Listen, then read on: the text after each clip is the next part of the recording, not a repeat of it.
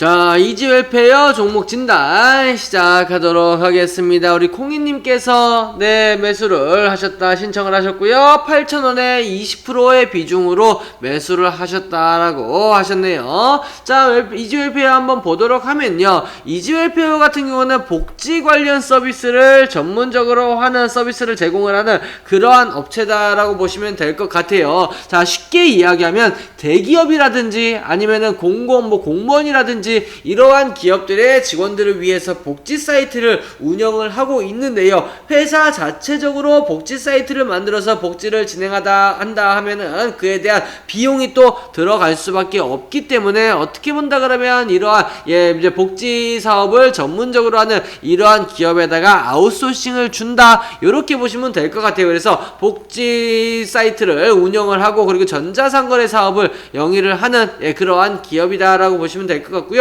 우리나라를 대표하는 대기업 삼성전자, 삼성그룹 그리고 LG그룹 그리고 이제 공기업에서도 이용을 하고 있는 그러한 기업이다라고 보시면 될 것 같고 최근에 이제 지난해였나요? 중국의 우리 전기차 관련 이제 어떻게 보면은 세계 최대의 생산량을 자랑하는 중국 최대의 이러한 전기차 업체 BYD 있죠. 우리가 이제 흔히 비아디라고 하는데 이 비아디와 함께 전기차 수입 유통 사업을 진출을 한다라는 그러한 재료들도 가지고 있는 그러한 상황입니다. 그러한 상황. 그로 인해서 이제 전기차에 대한 그러한 기대감들도 볼 수가 있겠고 지난달 말부터 시작해서 이러한 전기차 관련된 부분들이 조금 부각이 되면서 지속적인 강세를 조금 나타내고 있는 그러한 상황이다라고 보시면 될 것 같습니다. 자, 그리고 이러한 이지웰페어는 제가 아까 말씀드렸다시피 삼성그룹이라든지 LG그룹 이러한 민간기업뿐만 아니라 공공사업도 영위한다라고 말씀을 드렸죠.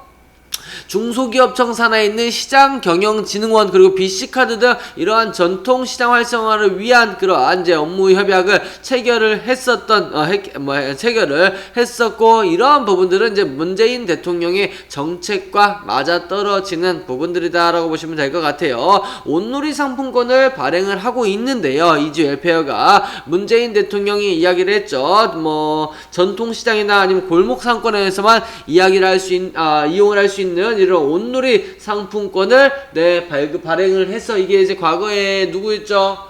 이재명 성남시장의 어떻게 보면 공약이었다라고 볼 수가 있는데 이거를 이제는 시행을 한다라는 그러한 소식 이러한 부분들로 아무래도 이지웰페어에는 수혜를 볼 수가 있다라는 부분들 볼 수가 있겠고 그래서 이지웰페어는 이러한 공공복지 그리고 앞으로도 이제 우리 대한민국의 복지가 선진화가 되기 위해서는 복지 쪽으로 좀 더 많은 예산을 쓸 수밖에 없기 때문에 이지웰페어는 여타 다른 기업들에 비해서 상당히 어떻게 보면 특수성을 가지고 있는 그러한 사업을 한다 요렇게 보실 수가 있을 겁니다.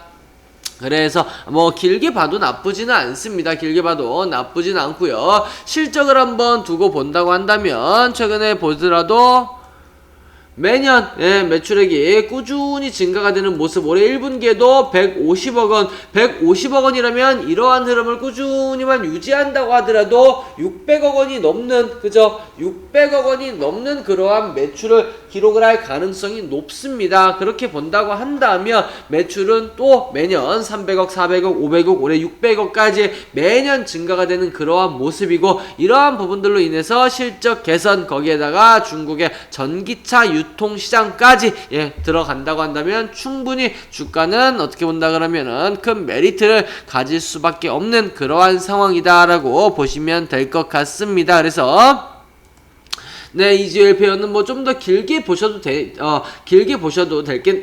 것 같은데요. 차트를 한번 보면요. 지난 2015년도 이후로 꾸준히 주가가 하락을 하기 시작했습니다. 그죠?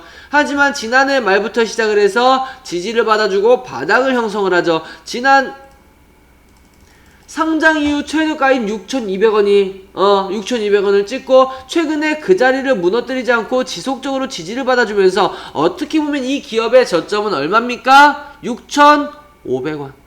요 자리 지속적으로 지지해주죠. 그러니까 이렇게 2년 가까이 떨어지면서 특히 지난해 하반기에는 완전 역배열이었어요.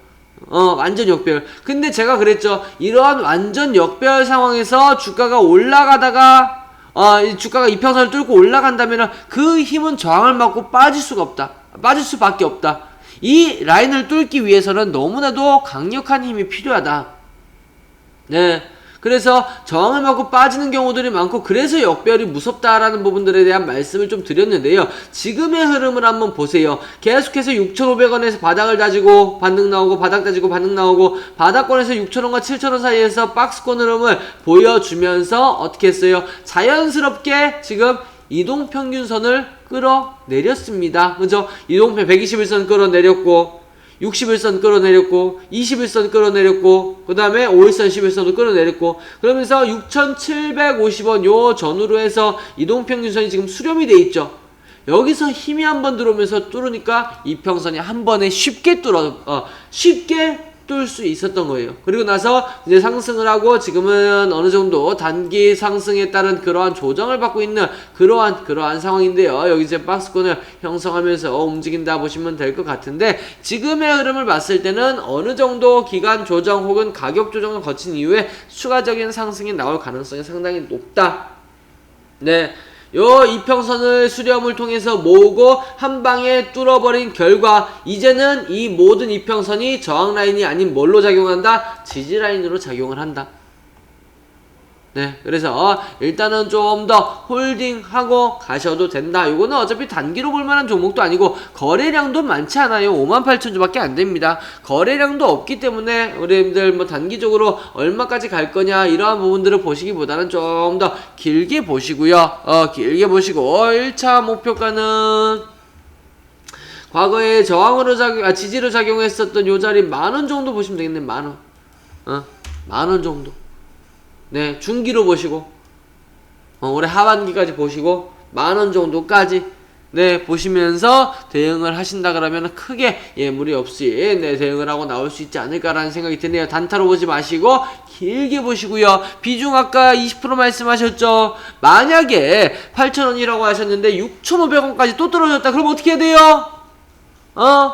6,500원 또 떨어졌다. 물론 지금 예측을 하기는 힘들지만 그렇죠. 흐름을 보고 그 자리까지 악재가 없이 흘러내려서 빠졌으면은 다시 한번 추가 매수를 해볼 수 있는 기회다 라는 점 다시 한번 말씀을 드리도록 하겠습니다. 이주엘 페어 종목 진단 마치도록 하겠습니다. 감사합니다.